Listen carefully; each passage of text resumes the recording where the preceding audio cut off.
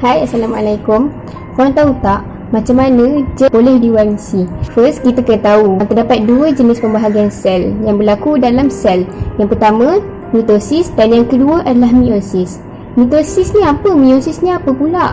Nama je sama je kan? Mitosis. Mitosis tu apa benda? Mitosis bermaksud satu proses pembahagian sel yang membentuk dua sel anak yang seiras dan bilangan kromosom dengan kandungan bahan genetik dia sama dengan sel induk. Mitosis ni dia berlaku dalam sel soma dalam badan manusia dan haiwan.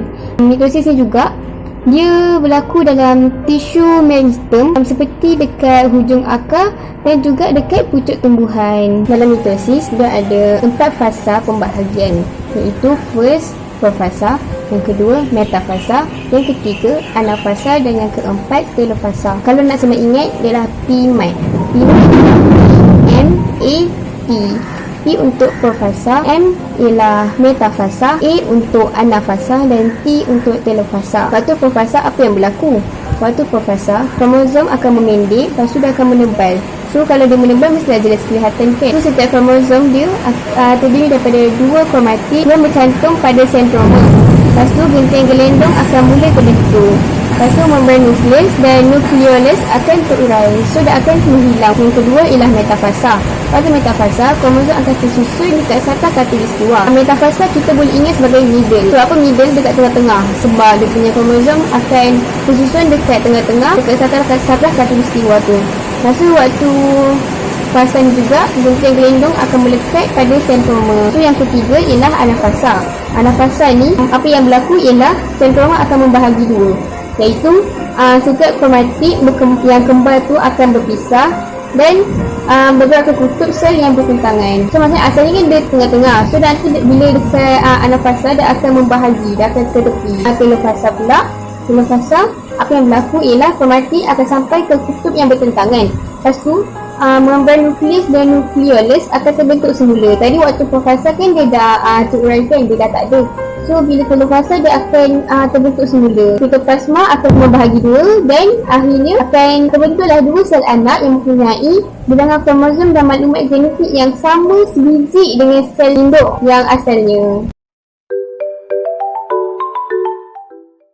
Jadi, apa yang dimaksudkan dengan meiosis? Meiosis ialah satu proses sel membahagi menjadi 4 sel anak yang tidak seiras dengan setiap satunya mengandungi separuh daripada bilangan kromosom sel induk. Jadi, meiosis ni berlaku dalam organ apa? Meiosis berlaku dalam organ pembiakan untuk menghasilkan gamet bagi pembiakan sel. Jadi, di mana meiosis berlaku? Dalam manusia. Meiosis dalam manusia berlaku dalam testis lelaki dan ovari perempuan. Manakala, dalam tumbuhan pula berlaku dalam dan juga ovari. Macam mana pula peringkat-peringkat meiosis ni? Okey, jadi meiosis ni lain sikit daripada mitosis. Meiosis terbahagi kepada dua fasa, iaitu fasa meiosis pertama dan meiosis kedua. Apa yang terjadi dalam fasa meiosis pertama ni? Jadi dalam fasa meiosis pertama adanya profasa 1, metafasa 1, anafasa 1, telofasa 1. Jadi kalau nak senang ingat adalah PMAT. Jadi apa yang terjadi dalam peringkat profasa 1 ni? Semasa profasa 1, kromosom menjadi pendek dan menebal dan menjadi jelas kelihatan. Manakala kromosom homolog pun berpasangan. Pindah silang pun berlaku, iaitu pertukaran maklumat genetik antara kromosom homolog untuk mewujudkan variasi. Jadi apa yang terjadi pula dekat metafasa 1? Metafasa 1 adalah di mana kromosom homolog tersusun di satah khatulistiwa dan jentin gelendong melekat pada sentroma. Pada peringkat anafasa 1, kromosom homolog berpindah dan bergerak ke kutub yang bertentangan. Pada telofasa 1 pula, sitoplasma membahagi dan peringkat akhir meiosis 1 tamat. Bagi fasa meiosis kedua, ada peringkat apa? Ada profasa 2, metafasa 2, anafasa 2 dan telofasa 2. Dia sama sahaja macam meiosis di fasa 1, tapi cuma bezanya dia adalah di fasa 2. Jadi apa yang terjadi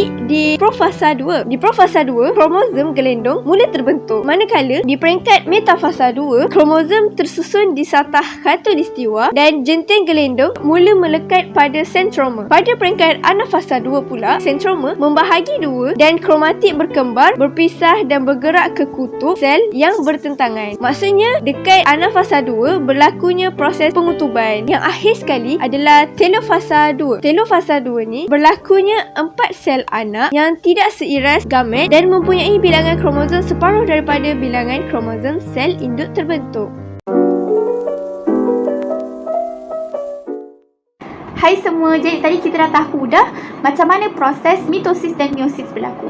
Sekarang ni kita nak tengok apa perbandingan antara kedua proses ni. Bila perbandingan, kita akan tengok persamaan dan perbezaan dia.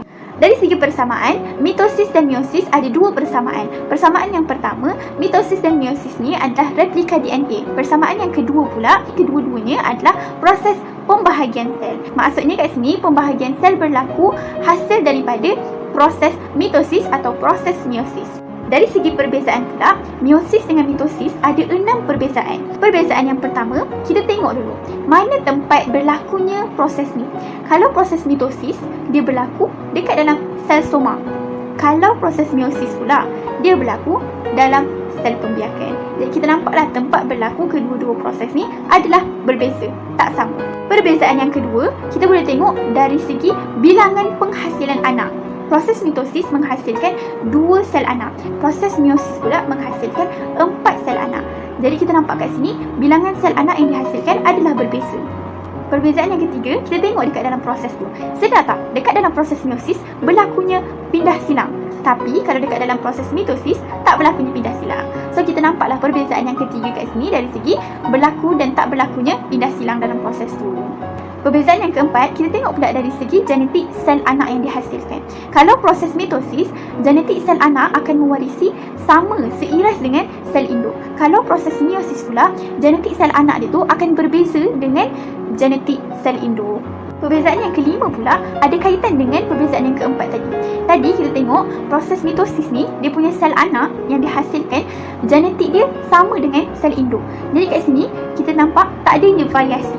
Kalau proses meiosis pula tadi, kita tahu yang sel anak itu akan ada genetik yang berbeza dengan sel induk. Jadi kita nampaklah kat sini wujudnya variasi. Jadi perbezaan yang kelima adalah wujud dengan tak wujudnya variasi. Jadi perbezaan yang terakhir, iaitu perbezaan yang keenam adalah kita tengok dari segi bilangan kromosom sel anak. Kalau mitosis, bilangan kromosom sel anak, bilangan dia sama dengan bilangan kromosom sel induk. Namun kalau meiosis pula, bilangan kromosom sel anak dia tu tak sama dengan bilangan kromosom sel induk dia. Jadi kat sini kita boleh nampak perbezaan dekat bilangan kromosom dekat sel anak sama atau tak dengan bilangan kromosom dekat sel induk. Itu sahaja ke-6 perbezaan mitosis dan meiosis. Seterusnya, kita nak tahulah kenapa pentingnya berlaku mitosis dengan meiosis ni. Kita tengok dulu meiosis. Meiosis ni, kalau semua nak tahu, dia sangat-sangat penting untuk penghasilan gamet. Kalau mitosis pula, dia sangat-sangat penting untuk pertumbuhan mikroorganisma. Sebab mitosis ni hasil dia akan menggantikan sel-sel yang rosak ataupun sel-sel yang mati dekat dalam sesuatu organisma tu.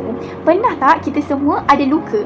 Contohnya, kita pegang pisau dan kita luka dekat sini sebab potong sayur terkena jari. Nanti lama-lama luka tu akan pulih dan kulit kita akan bercantum balik kan? Kenapa? Sebab berlakunya proses mitosis. Penting kan meiosis dengan mitosis ni? All the best untuk SPM.